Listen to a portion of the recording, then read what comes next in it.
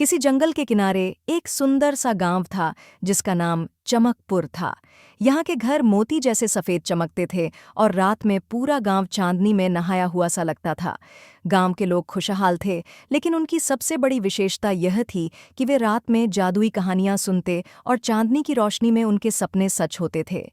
एक रात, जब पूरा गांव चांदनी की ठंडी रोशनी में डूबा हुआ था, आसमान से एक हल्की नीली रोशनी उतरने लगी। वह रोशनी एक सुंदर परी में बदल गई जिसका नाम चंद्रलेखा था। उसके पंख चांदी जैसे चमक रहे थे और वह बच्चों के पास आई। चंद्रलेखा ने बच्चों को एक चमकती हुई किताब दी और कहा, यह एक जादुई किताब है।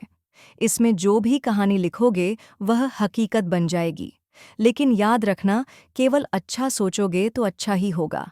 एक छोटे लड़के अर्जुन ने किताब में लिखा, काश हमारे गांव में एक झरना होता जहां इंद्रधनुष बनते। अचानक पास के पहाड़ों से पानी बहने लगा और एक सुंदर झरना बन गया। पानी में सूरज की रोशनी पड़ते ही एक खूबसूरत इंद्रधनुष चमकने लगा। गांव का एक लालची आदमी रघु इस किताब की शक्ति देखकर ईर्ष्या करने लगा। उसने किताब चुरा ली और उसमें लिखा, सारा गांव मेरा हो जाए और सब लोग मेरे सेवक बन जाएं। लेकिन जैसे ही उसने यह लिखा, आसमान पर काले बादल छा गए और चारों ओर अंधेरा हो गया। बच्चे समझ गए कि उन्हें अपनी जादुई किताब वापस लानी होगी। उन्होंने चुपके से रघु के घर में जाकर किताब ली और उसमें लिखा, रघु को अपनी गलती का एहसास हो और वह सभी से माफ़ी मांगे। तुरंत ही रघु का दिल बदल गया और उसने गांव वालों से क्षमा मांगी।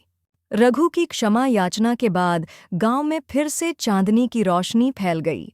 परी चंद्रलेखा वापस आई और बोली, तुम सबने यह साबित कर दिया कि सच्चाई और अच्छाई की हमेशा जीत होती है।